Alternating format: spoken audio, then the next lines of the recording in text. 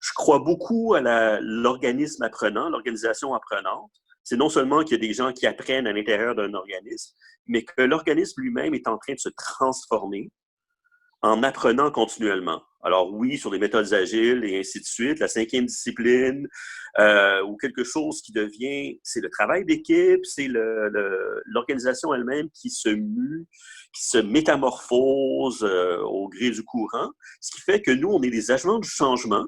Je me définis souvent comme agent du changement.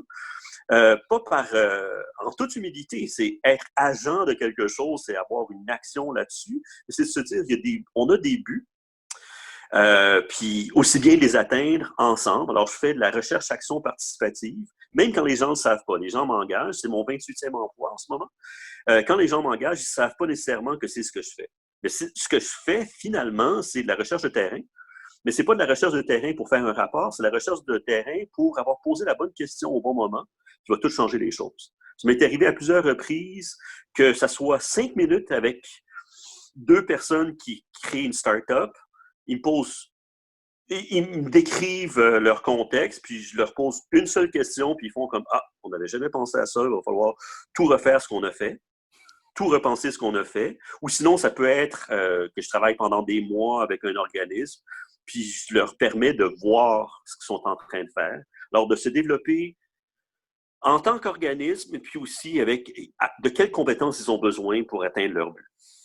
Mon but dans la vie, c'est d'aider les gens à atteindre leur propre but, porter leur propre projet, peu importe que je sois d'accord avec leur projet ou non. Et dans un milieu gouvernemental comme la fonction publique, ça se traduit comment?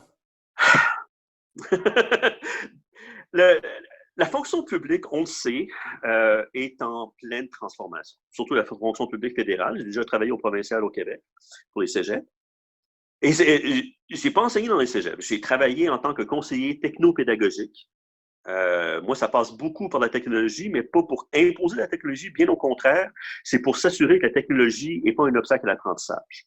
En arrivant à la fonction publique fédérale, j'avais déjà des contacts avec le fameux GC de toutes sortes de façons. J'habitais à Ottawa, dans ce que j'appelle Gatawa, Gatineau et Ottawa, de 2014 à 2020.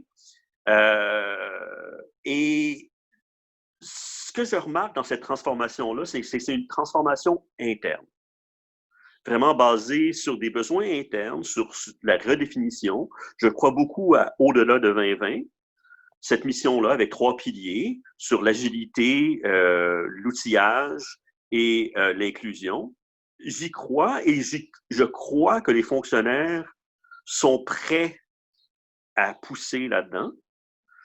Ce qui manque, c'est le point de vue extérieur. Alors, à l'intérieur du gouvernement du Canada, ce que je remarque, puis je le dis sans embâche, c'est que c'est un peu l'effet de cordonnier mal chaussé. Ça a été dit par un de mes supérieurs, un des cadres supérieurs de mon organisation, qu'on peut être cordonnier mal chaussé. Ben, c'est très simple. Ça vient du fait qu'on travaille sur l'interne, mais on ne voit pas la clé de ce qui nous ouvrirait une porte pour aller développer d'autres choses. Alors, c'est comme d'être dans un labyrinthe. Quand on est dans un labyrinthe, on ne voit pas ça s'en va où. Quand on est en dehors du labyrinthe, on peut voir au-dessus c'est quoi le parcours qu'on peut avoir. Puis selon moi, c'est mon avis personnel, mais je crois que certaines personnes le partagent, c'est qu'à un certain moment, il va falloir collaborer, faire des partenariats, mais vraiment des collaborations aussi assez informelles avec des gens de l'extérieur du gouvernement, et si possible, un jour ou l'autre, par la participation citoyenne. Un ancien poste que j'ai eu, en fait, le 27e poste que j'ai occupé, c'était au bureau du conseil privé. Donc, mon premier emploi au gouvernement, c'était au bureau du conseil privé, en participation du public, justement. Et on a créé une expérience d'apprentissage en ligne massif. Alors, un peu comme sur le modèle du MOOC, mais ce n'était pas un cours. Ce n'était pas un Massive Open Online Course, c'était parce que ce n'était pas un cours, mais sinon, c'était le reste des choses. Il y a 2000 personnes qui ont participé, y compris une personne de Nouvelle-Zélande qui a envoyé un message sur un forum, mais ça a donné l'impulsion de « Oh, on n'est pas tout seul ». Alors, c'est un petit peu l'idée, c'est que comment ça marche au gouvernement de vouloir changer, d'aider la transformation qui est voulue. Les gens veulent des transformations. y compris côté RH. On sait qu'il y a des enjeux incroyables. Celui qui était le greffier du conseil privé pendant que j'étais au BCP, au bureau du conseil privé, parlait du fait que il faut s'arranger pour engager plus de jeunes et ainsi de suite. Il y a des problèmes là-dessus.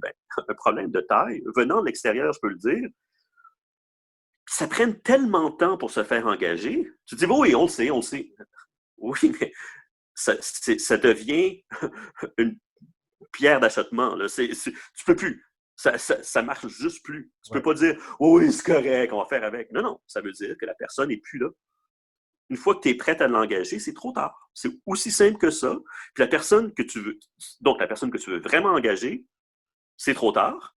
La personne que tu veux pas nécessairement engager, mais qui va quand même pouvoir faire sa place, ce moment-là de OK, au moins je vais pouvoir rentrer au gouvernement, mais rentrer au gouvernement, ça devient quelque chose comme il faut que ça soit sur la durée, il faut que ça soit sur le long terme. Alors que, je l'ai dit, c'est mon 28e emploi. C'est un petit peu comme la monogamie sérielle. C'est que je suis très fidèle, mais je vais passer d'un endroit à l'autre, un peu comme les agents libres, mais je le fais à ma façon. Là, je suis sur un terme. Je n'ai pas le droit de devenir agent libre à titre officiel, mais j'ai le droit de passer d'un endroit à l'autre. C'est un peu ça, parce que le milieu du travail, c'est ça. Les gens vont avoir tellement de carrières. Alors, le milieu du GC, du gouvernement du Canada, c'est un petit peu pour ça, c'est un petit peu ça l'enjeu, selon moi, sur le changement et sur l'apprentissage. C'est un apprentissage qui est très dirigé. Non seulement c'est un apprentissage vers le travail, mais c'est un apprentissage pour le travail. Même quand on parle beaucoup de santé mentale, par exemple, ou d'inclusion. On va dire, parlez de vos biais et tout ça. Ces temps-ci, ça a été très important. Ma gestionnaire est championne pour l'inclusion, justement, avec au-delà de 2020. Parfait. Dans le cadre du travail. Même si on se dit, ça va jouer sur votre vie professionnelle, mais ça veut dire que vous nous appartenez et votre vie inclut d'autres choses, mais c'est orienté vers le travail.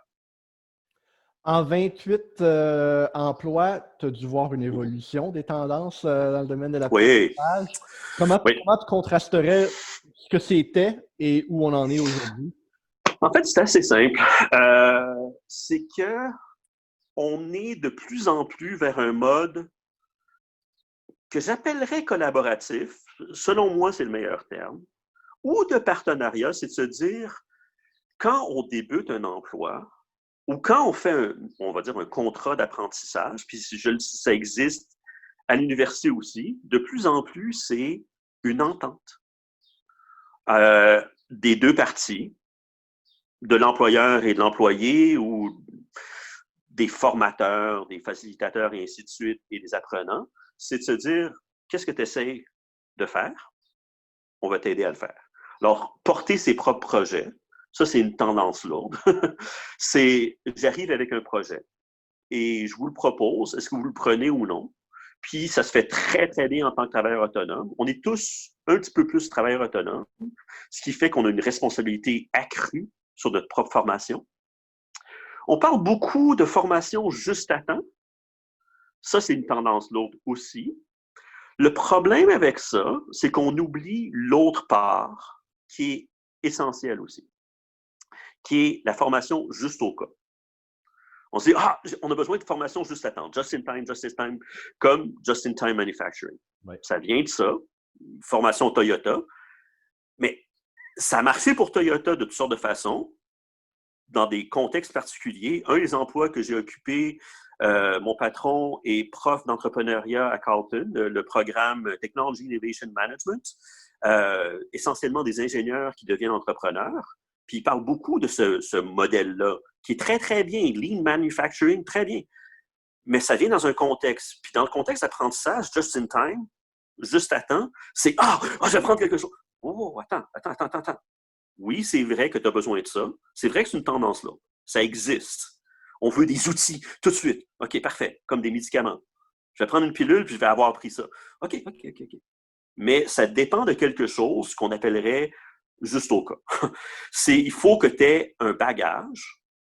Souvent, les gens vont dire on va engager quelqu'un pour son potentiel et non pour ses connaissances, parce qu'on ne peut pas les former sur le tas. Ce qui est vrai, tu as quand même besoin d'un bagage qui est beaucoup sur comment apprendre. Ça, en apprentissage, partout, c'est aussi une tendance lourde, c'est d'apprendre à apprendre. Apprentissage adulte, c'est essentiellement ça. C'est qu'il faut que tu saches comment apprendre. Ça existe à l'université, ça existe dans le milieu du travail. Est-ce que tu as une soif d'apprendre ou tu fais juste remplir ton plan d'apprentissage en disant je vais aller suivre telle formation, je vais pouvoir me faire payer pour aller passer quelques heures. Puis les gens s'approprient pas leur propre apprentissage. Selon moi, c'est un symptôme. Je dis sans embâche, c'est absolument pas une insulte, mais c'est une observation que je fais, c'est que les gens au gouvernement, puis ça existe ailleurs, dans les autres emplois que j'ai eus aussi, les gens vont passer à travers la routine de « Ah, ben, je dois faire un apprentissage, ce qui veut dire que je dois aller suivre un cours. » Pas nécessairement. Je peux avoir écouté une balado-diffusion, puis j'ai appris quelque chose qui va m'aider à développer des nouvelles compétences, ou je suis allé faire quelque chose avec mon enfant. Moi, j'en ai pas, mais je le sais que dans le milieu de l'apprentissage, on parle beaucoup de ce transfert-là, de ce que les gens font, ce que les adultes font avec leurs enfants. Ça leur donne une autre optique sur leur propre apprentissage. Aussi simple que ça. C'est profond, puis c'est pratique. C'est pas quelque chose en l'air, là.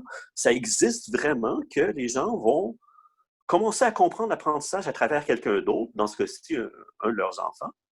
Bien, ce qui se passe dans le milieu du travail, très souvent, c'est « OK, signe ce plan-là, tu vas prendre tel nombre de cours, tu vas aller à tel nombre de conférences, tu vas développer telles compétences comme si elles étaient décrites d'une façon très claire. » Alors que la plupart des compétences,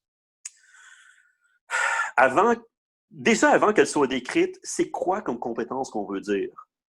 C'est pas pour jouer sur des mots, mais c'est la capacité de faire telle chose. Ça prend du temps à définir. Les gens qui définissent des compétences, c'est pas un petit travail là, de juste faire une phrase de la personne va être capable d'écrire une soumission au Conseil du Trésor. Oui, et qu'est-ce que ça veut dire? Alors, comment tu le mesures et tout ça? Pour des choses qui sont mesurables, puis énormément de compétences qui sont extrêmement importantes à la fonction publique, sont essentiellement non mesurables. Dans le sens que, une fois que tu y es arrivé, tu l'as développé la compétence, tu peux l'utiliser et les choses se passent, puis là, tu vas les voir, ce qui se passe. Donc, cette compétence, tu l'as utilisée, puis il y a un effet tangible, mais la compétence elle-même, elle n'est pas mesurable parce que le avant-après, la différence est purement qualitative. C'est que maintenant, les choses peuvent avancer qu'elles ne pouvaient pas avant. Tu as débloqué quelque chose, tu as réussi à accomplir quelque chose, mais il n'y avait pas d'étape intermédiaire. C'est simplement que tu as réussi à le faire. Puis on ne sait pas vraiment qu'est-ce qui a permis parce que c'est l'ensemble du système qui travaille à travers. Comment qu'on sait si ça marche à ce moment-là? C'est ça, c'est que j'ai tendance à dire, avant de se demander comment mesurer le succès, c'est comment on se sent quand c'est un succès. How does success feel like? Ça a l'air littéralement touchy-feely, très... mais c'est volontaire, c'est que se dire, si on réussit ce projet-là, cette réussite-là, quel impact elle a? C'est vraiment basé sur l'impact. Puis l'impact, des fois, il est vraiment mesurable, mais c'est du genre de choses de maintenant, les gens parlent de nous sans qu'on leur demande. Ouais. C'est venu de, ça m'est arrivé quand même à plusieurs reprises, que des gens qui ne me connaissent pas viennent à moi en disant « Plusieurs personnes m'ont parlé de toi. » D'accord, il y a quelque chose qui s'est passé. C'est quelque chose que, après coup, je peux mesurer dans ce cas-ci, parce qu'il y a un nombre. Mais en même temps, je ne peux pas vraiment mesurer ce qu'il y a d'important, parce que ce qu'il y a d'important, c'est tout le réseautage qu'il y a derrière. Puis il faudrait que je fasse une cartographie complète qui serait quasiment impossible parce que les gens ne s'en rappellent même pas. C'est « Ah oui, j'en ai parlé à telle occasion et tout ça. Je ne sais plus c'est qui m'a dit de parler de telle chose. » Puis on n'a pas tracé tous les messages qui sont passés. Alors, c'est des fois techniquement impossible, mais des fois, juste globalement, une quête folle d'essayer de tout tracer ce qui a mené à cette mesure-là. Puis se dire, ben, une fois qu'on a réussi quelque chose, c'est l'impact qui est important et non... La trajectoire est super importante, mais la trajectoire, c'est pas elle qui va avoir été mesurée. C'est même pas ce qu'on avait prévu. On a fait un projet qui était pour, je sais pas moi, pour s'approvisionner d'une nouvelle plateforme. Puis on s'est rendu compte que, oui, on s'est approvisionné d'une meilleure plateforme, la plateforme la plus appropriée. Maintenant, c'est super, c'est bien mieux. Mais ce dont on se rend compte aussi, c'est tous les autres aspects qui ont changé l'organisation. On ne les avait absolument pas prévus. Comment tu peux les mesurer alors que tu ne les as pas prévus? C'est pas facile, c'est faisable techniquement, mais c'est pas de redéfinir le succès, c'est de se rendre compte de c'est quoi la vraie innovation. Puis à l'extérieur du gouvernement, ça se fait énormément. Dans les méthodes agiles, il y a ça aussi. C'est comme, oh, wow, OK, on va pivoter vers ça. On a passé 2 semaines sur quelque chose, on a fait un sprint là-dessus, parfait, mais on se rend compte que, wow, on avait vraiment un mauvais problème. Puis, une grande partie du succès, c'est que maintenant, on a réussi à définir le vrai problème. Puis, c'est même plus notre équipe qui va le résoudre. On va trouver quelqu'un d'autre, puis ça continue à avancer. Fait que c'est de bâtir des choses ensemble. Puis, honnêtement, à un moment donné, c'est non mesurable. C'est vraiment que les choses vont être plus réappropriées. Puis tu te dis, ben maintenant, on se sent correct. Ben c'est quoi correct? Sur une échelle de... Non, on se sent juste comme correct. Ça va maintenant. Y a-tu des approches ou des méthodes d'apprentissage qu'on utilisait, peut-être soit qui étaient à la mode ou soit qui étaient pratique courante il y a 10-15 ans de tout ça? On ne va pas avoir besoin 10-15 ans, mais que déjà en une décennie à peu près, c'est rendu désuet, c'est dépassé. Oui, bien sûr. Et c'est désuet dans plusieurs milieux, ce qui ne veut pas dire que c'est désuet partout. OK. Alors, la méthode de base, qui est de transmission, ça a été vraiment à la mode. Puis, quand j'ai commencé à enseigner en 99, j'enseignais déjà une partie en ligne. J'utilisais déjà des outils en ligne. Alors, la grande mode depuis ces années-là, puis c'est depuis le milieu des années 90, mais ça s'est vraiment amplifié début des années 2000, d'une certaine façon, surtout que les outils se sont étendus, sont devenus plus utilisés. Puis d'ailleurs, j'ai écouté une balado techno qui parlait exactement de ça. En 2004, un type qui était à l'université où personne n'avait des portables en classe, des ordinateurs portables en classe, mais en 2005, tout le monde. Puis, donc, il y a eu une tendance à tout pousser vers la technologie éducative, mais très mode transmission. Il existe des ressources, des produits, puis très souvent, puis c'est quelque chose qu'on discute beaucoup. Puis c'est absolument pas du mépris, mais c'est de se dire, pensez ce qu'il y a derrière. C'est que beaucoup de contenus qui existent jusqu'à maintenant dans certains milieux, c'est essentiellement un PowerPoint, un fichier PowerPoint glorifié. Alors, c'est linéaire et plus. Des fois, tu peux avoir une partie interactive où tu vas cliquer sur certains points. Il y a quand même une table des matières. Tu sais que tu vas aller du début à la fin.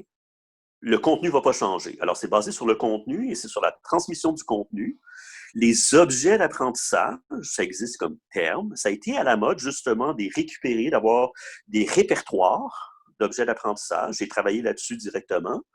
Il y a eu vraiment une mode, un engouement pour créer des choses qui étaient jolies, qui étaient faciles à transmettre, qui pouvaient démocratiser. On pouvait les envoyer un petit peu n'importe où. C'est un petit peu comme, il y a eu Télé-Université, puis en fait, un des premiers MOOC au Québec, c'était dans les années 70, un cours de français écrit, qui a été donné à, je pense que c'était 100 000 personnes dans les années 70, mais essentiellement avec du matériel qui était envoyé par la poste. Alors, cette tendance-là de se baser sur le matériel, ça a donné quelque chose qui est vraiment des PowerPoint glorifiés, comme on dit, des page turners, là, tu changes d'une page à l'autre. par toi-même.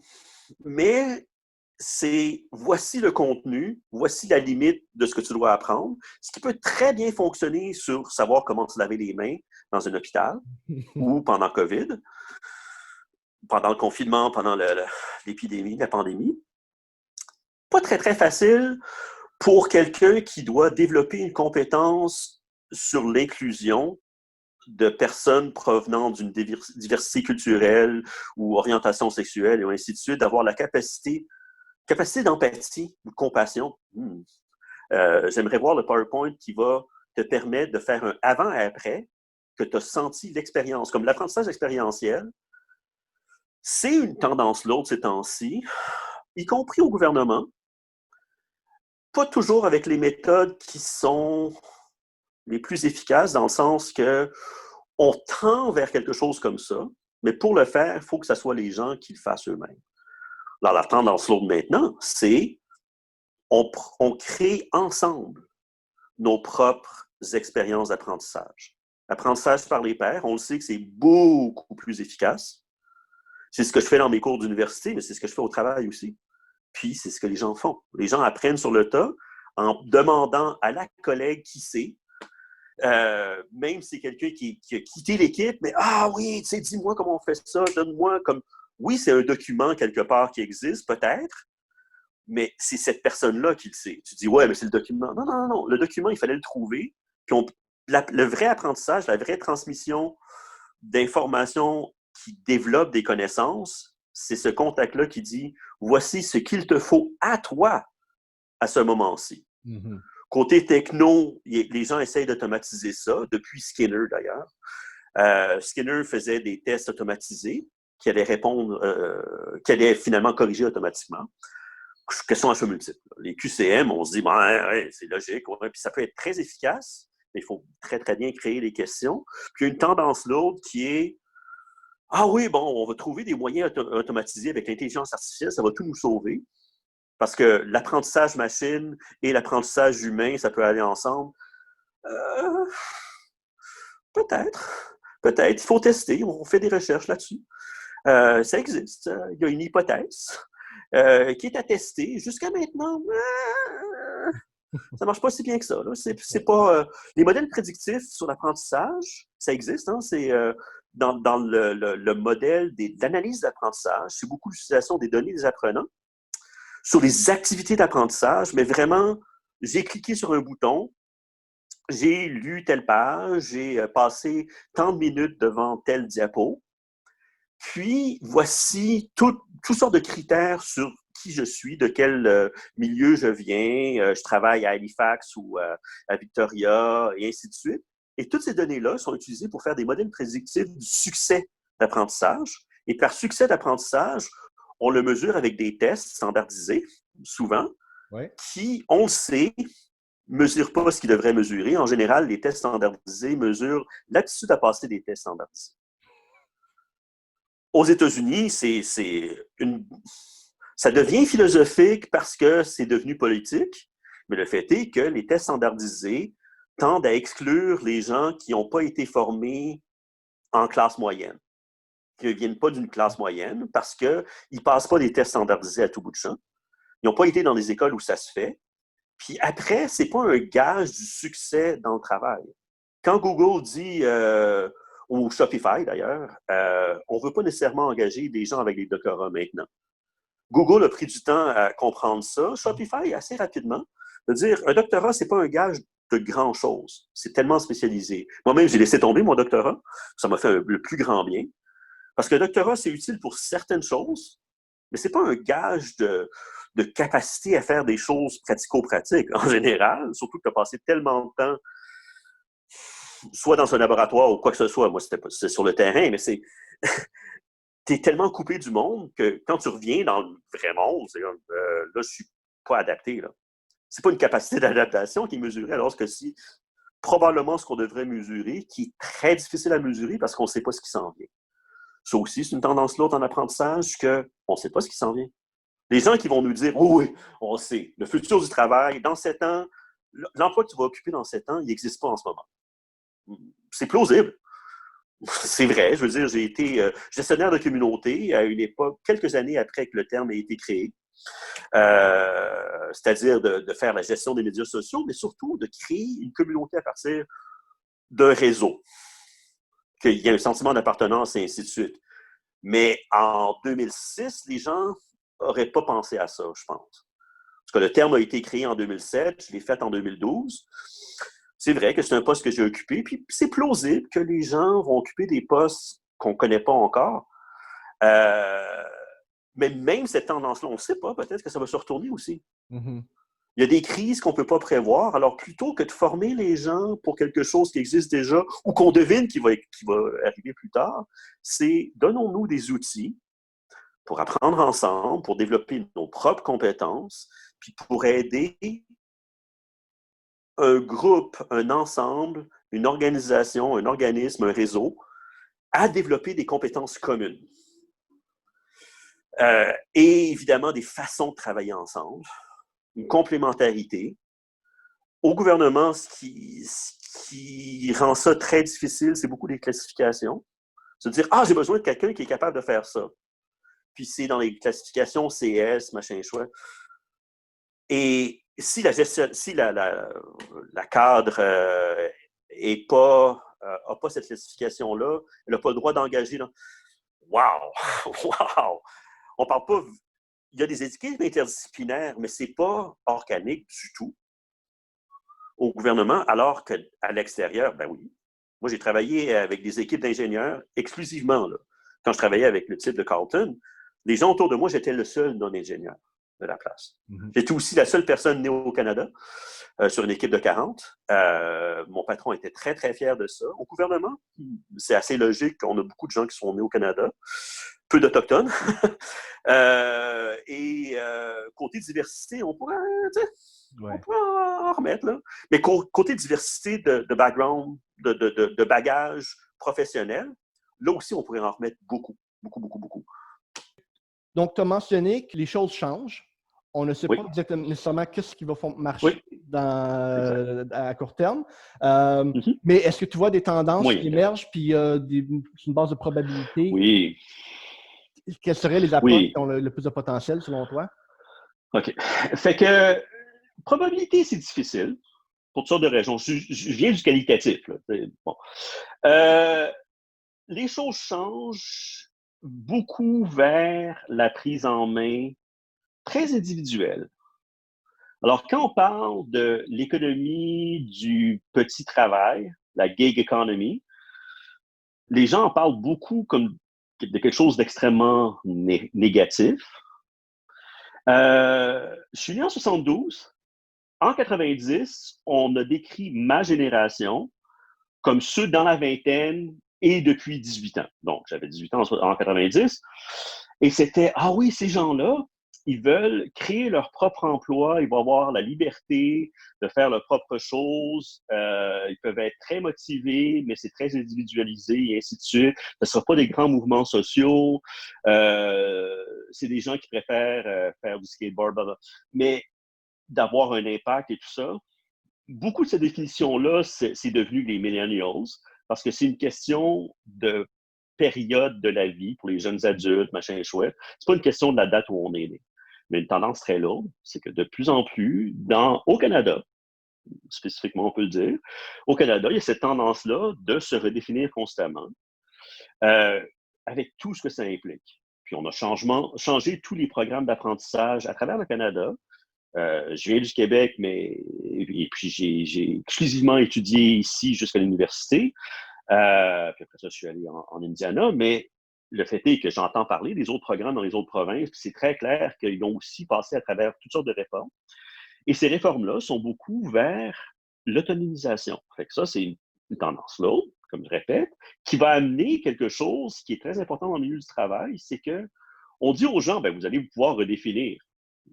Est-ce qu'on peut se redéfinir? Hein? Est-ce qu'on peut créer des nouveaux emplois ensemble? Alors, ça peut être encore sous le mode hiérarchique. Quand je parle de hiérarchie, les gens réagissent très rapidement. Mais le fait est qu'il y a des choses qui sont beaucoup plus horizontales qu'avant. Puis ça, c'est extrêmement fort. Puis si on ne suit pas cette tendance-là, on manque vraiment un bateau important. Puis c'est le paquebot qui s'en va vers un iceberg. Là. C'est plutôt qu'aller sur un ensemble de petits bateaux qui vont nous permettre d'aller beaucoup plus loin. Individuellement, on va avoir moins de support des autres, ce qui est triste. Là. Je ne dis pas que c'est une bonne chose. Je dis que c'est une tendance qui existe, qui a une très forte probabilité, mais je ne peux pas la calculer. Je n'ai pas les outils pour la calculer. Parce que les choses peuvent changer du jour au lendemain. On n'a pas prévu COVID vraiment, même si on l'avait prévu pareil. On savait qu'il allait y avoir des pandémies. On ne s'est pas préparé. Puis il y a certainement des gens qui ont fait des prévisions en conséquence, mais il n'y a personne qui a préparé le terrain. Ben, c'est un petit peu la même chose. Les choses peuvent basculer à partir du point où, que ce soit DoorDash ou Uber ou quoi que ce soit, c'est pas le modèle qui compte, c'est le fait que les gens prennent des décisions l'une après l'autre, en connaissance de cause. Modèle agent libre, oui. Ça, je veux dire, si ça ne s'étend pas aux citoyens qui vont venir passer 4 mois au gouvernement pour faire un projet spécifique, une approche par projet, moi, j'en suis vraiment convaincu que ça vient de plus en plus. Plutôt que de dire, j'ai cet emploi-là, je fais la même chose du 9 à 5, je dois avoir des livrables, je me rends jusque-là, j'ai une visibilité sur ce que je suis en train de faire, je sais pourquoi je le fais, puis j'ai le droit de dire non. J'ai le droit de refuser un projet, c'est plutôt que de me faire dire « Hey, je suis ton boss, tu dois faire ça », c'est est-ce que c'est une bonne idée que je travaille là-dessus à ce point-ci? Est-ce que je vais pouvoir remplir les exigences? Est-ce qu'on connaît les exigences? Est-ce que le projet est clair? Je pense qu'il y a beaucoup de choses qui vont se passer là-dessus. Moins de solidarité intrinsèque, là, on va dire. Tu sais. Puis beaucoup sur le mode de on défend ses droits, puis on a droit à certaines choses. Encore une fois, de façon très individualiste, avec l'idée que on se fait moins contrôler, puis on a plus la responsabilité de développer ce qu'on doit développer. Que ce soit notre forme physique ou mentale, bien sûr, et notre formation. On va aller chercher les compétences dont on a besoin, quand on en a besoin, basé sur quelque chose qui était bâti à l'avance. On a l'infrastructure nécessaire intérieurement là, pour développer tout ça. Si j'étais quelqu'un qui œuvre dans le milieu de l'apprentissage au gouvernement, qu'est-ce que tu me conseillerais de faire pour préparer le terrain, comme tu disais? Écoutez. Puis, écoute active, des fois, là, ça peut vouloir dire que tu dis un mot en 3 heures, mais des fois, ça peut vouloir dire tu parles énormément, puis à un moment donné, tu te fais dire la chose dont que tu avais besoin d'entendre. L'écoute active, selon moi, ça se prouve dans les faits, c'est qu'il y a eu un changement dans ta perspective selon ce qui est entré. On peut penser à ça comme des données, mais je pense vraiment à la perspicacité de ce qui t'est donné. Alors, dans le milieu de l'apprentissage, puis puisque je suis en expérience d'apprentissage, c'est basé sur l'expérience utilisateur, nous, c'est l'expérience des apprenants. La personne qui apprend, c'est aussi le produit du résultat de l'apprentissage, c'est la personne elle-même. Mm-hmm. On ne crée pas un produit, on crée une expérience, puis l'expérience elle-même est ce qui compte.